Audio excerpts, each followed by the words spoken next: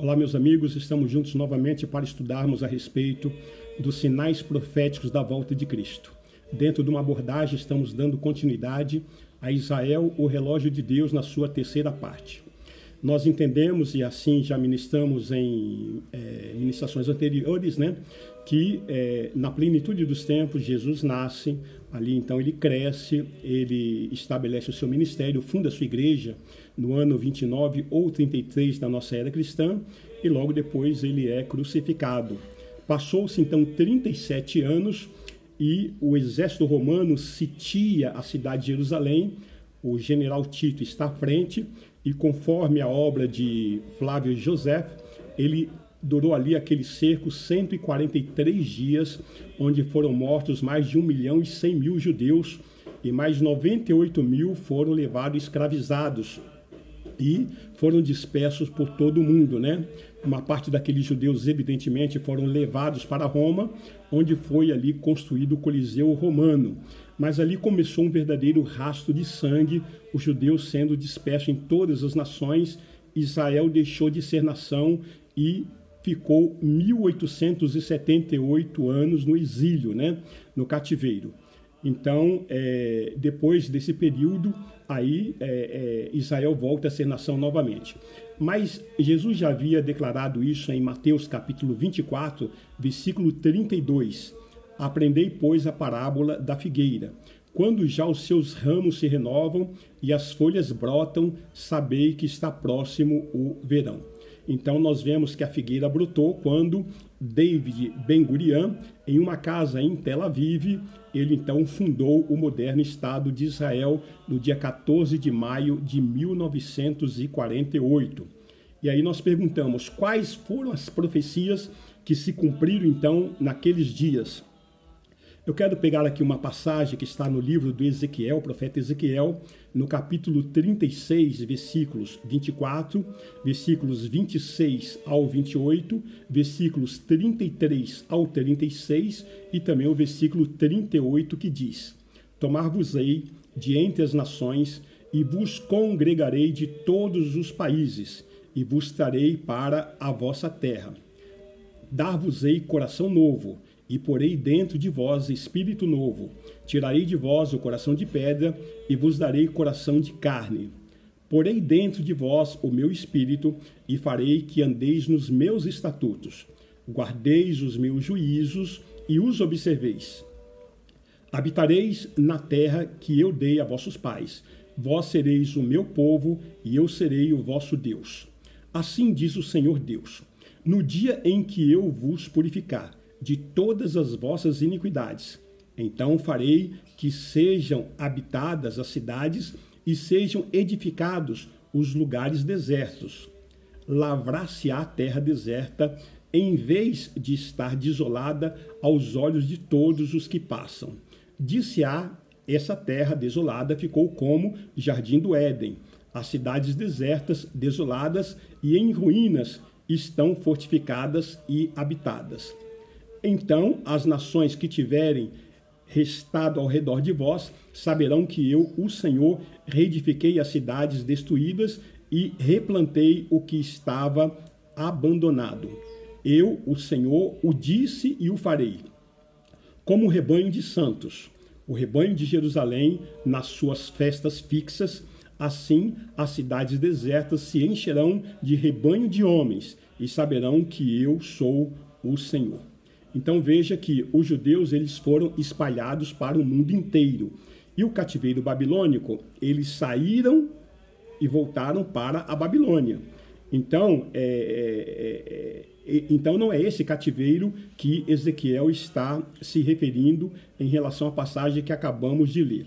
Mas nós temos uma outra passagem que está em Ezequiel mesmo, no capítulo 37, versículos 21 e versículo 22, que está escrito: Dize-lhe, pois, assim diz o Senhor Deus, eis que eu tomarei os filhos de Israel de entre as nações, veja bem, de entre as nações para onde eles foram, e os congregarei de todas as partes, e os levarei para a sua própria terra. Farei deles uma só nação na terra, nos montes de Israel, e um só rei será o rei de todos eles. nunca mais serão duas nações. Nunca mais para o futuro se dividirão em dois reinos. Então veja que Israel, amados, nunca mais vai sair do lugar onde eles estão estabelecidos hoje. Cumprindo-se então a profecia de Isaías no capítulo 66, versículo 8, que está escrito: quem jamais ouviu tal coisa? Quem viu coisa semelhante? Pode acaso nascer uma terra num só dia? Ou nascer uma nação de uma só vez? Pois Sião, antes que lhe viesse as dores, deu à luz seus filhos. Amados, nós percebemos que, humanamente falando, seria impossível acontecer esse grande milagre. Nós entendemos, por exemplo, o Brasil, ele foi descoberto no ano de 1500. Somente no dia 7 de setembro de 1822, que D. Pedro de Alcântara, o D. Pedro I, às margens do rio Ipiranga, do Ribeiro Ipiranga, ele levantou a sua espada e proclamou: independência ou morte.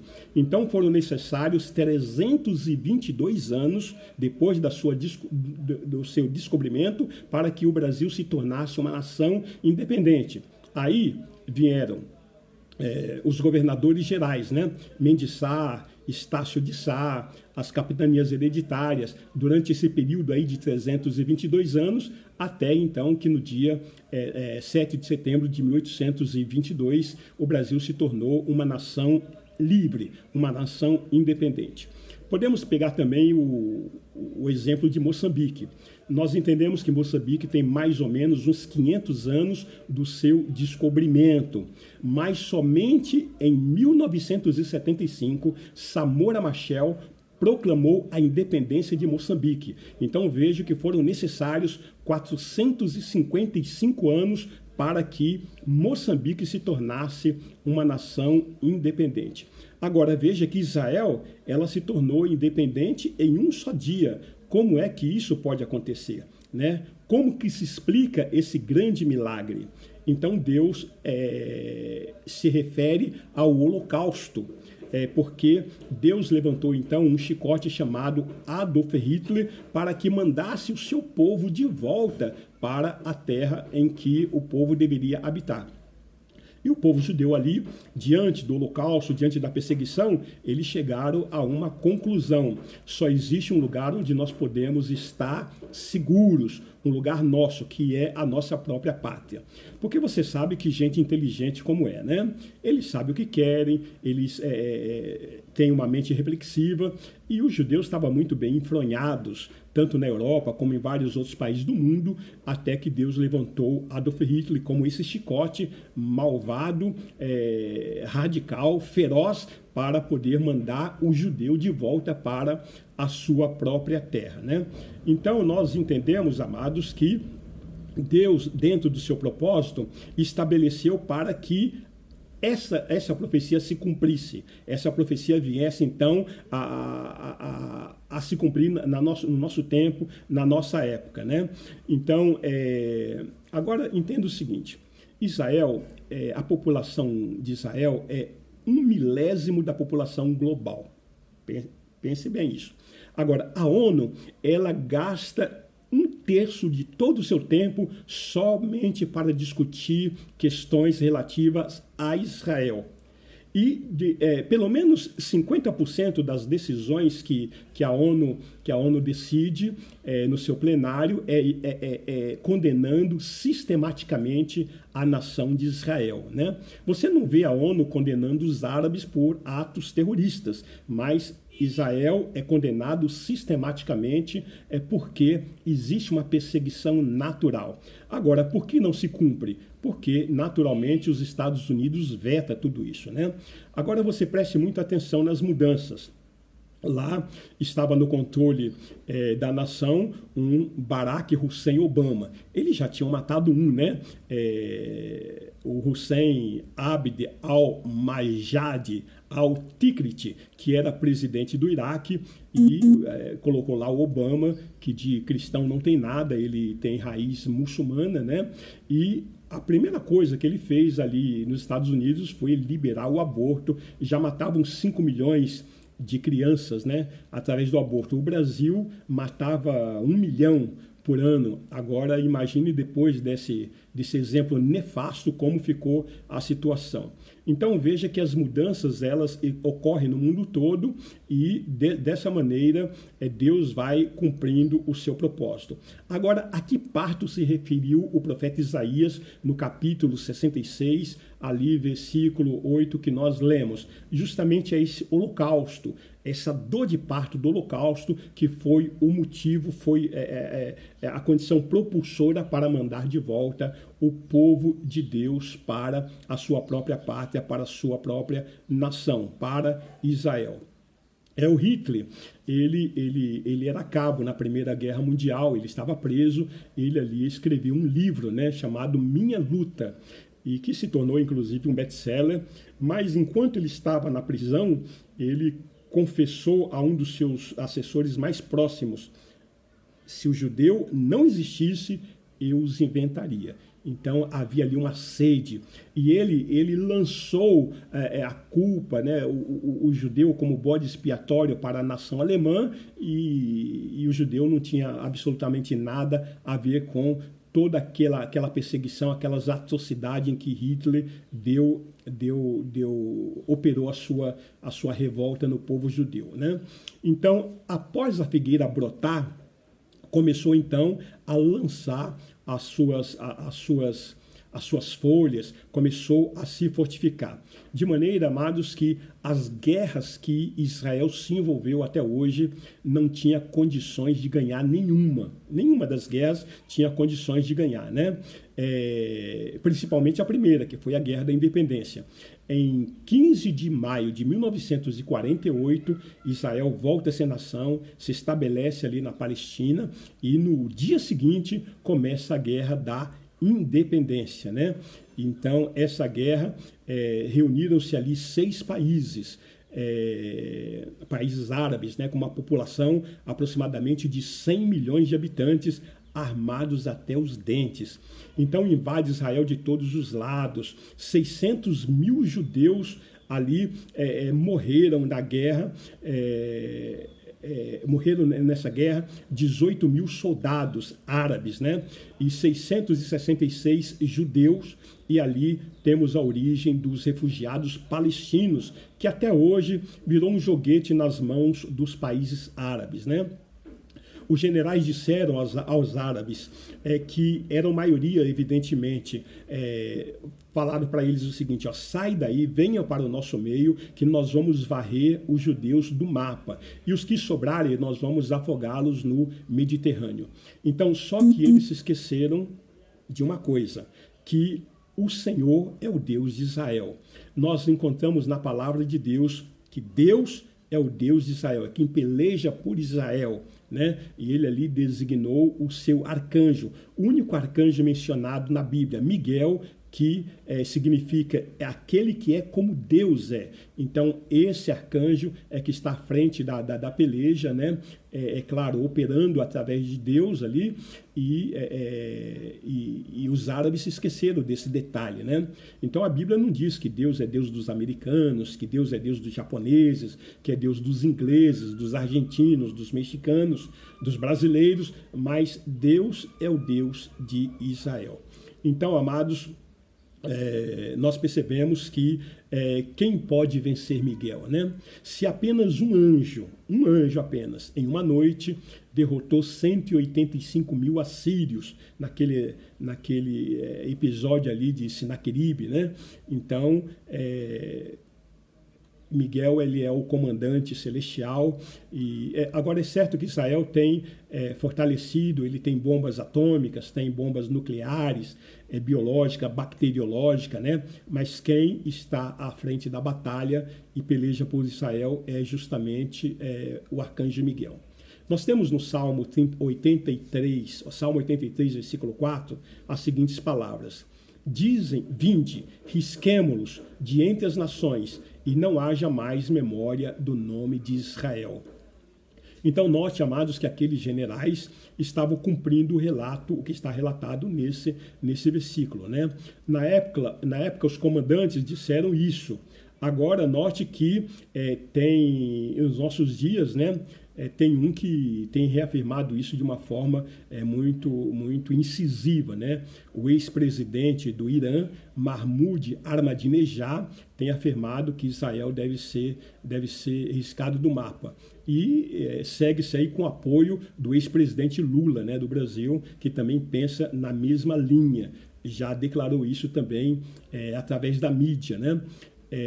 Então, queridos, a Jordânia ela tem mais palestinos do que jordanianos. A população palestina se multiplica de uma forma espantosa.